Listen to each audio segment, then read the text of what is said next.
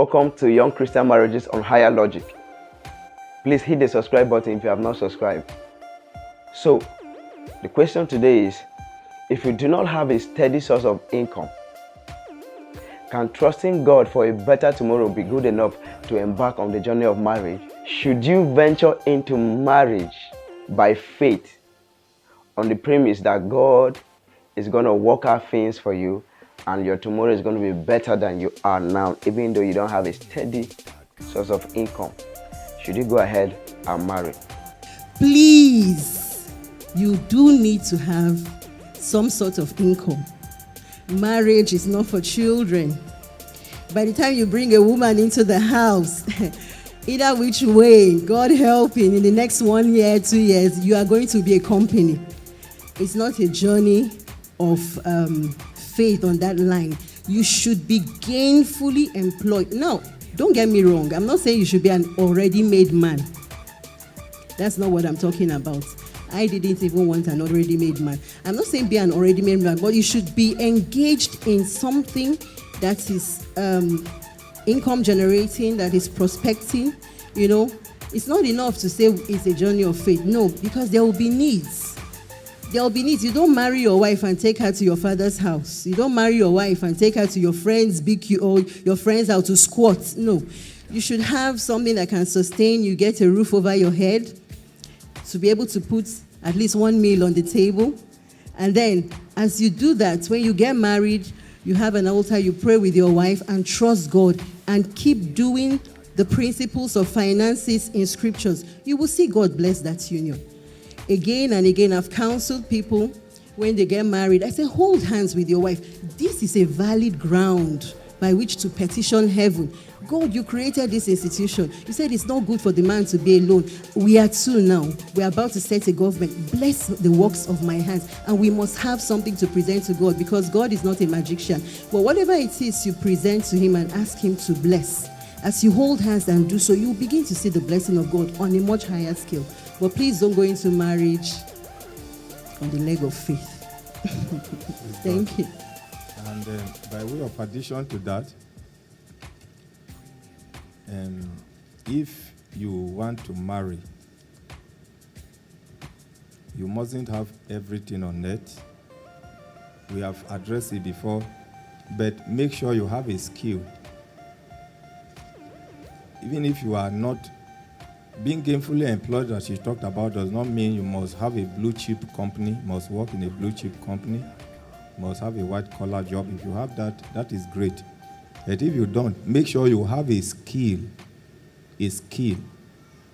Don't just depend on your certificate alone. Make sure you have a skill. You can even be a barber. You may need to learn barbing. You may need to learn tailoring. You may need to learn printing or something that God can pass through to bless you. Because if you have such in place, God can bless you. You mustn't wait until you begin to earn plenty money before you marry. The reason is because there are some persons that will never earn anything plenty until they are married. And this is what I mean. Some doors are meant to be opened by the blessings of marriage. There are some persons that will never, it may not be in their ordination to own a car until they marry. So if you say, if I don't have car, I will not marry, you may not marry forever. It may be that it is in the marriage that some of the blessings are meant to be released upon you. I buttress it with an emphasis. I dreamt a dream the other time, and when I relate the dream with our Father in the Lord, Apostle Aaron Osai, he told me that there is an endowment that God has placed within me. And he said that some of those endowments will never manifest until I am married. That if they begin to manifest now, the kind of distraction that it will create, it will be so much that I will not be able to manage it. So there is a level of blessing that you may not go into. It is marriage that will open that door. So you should be able to know the difference. I hope that was clear enough. A lot of people have different opinions when it comes to marriage. I would like to hear what you have to say about this particular question. It is my own personal opinion that love can never be complete without finance, without money. As much as love is a covenant and it's a commitment, it will not be fully expressed if there is no money.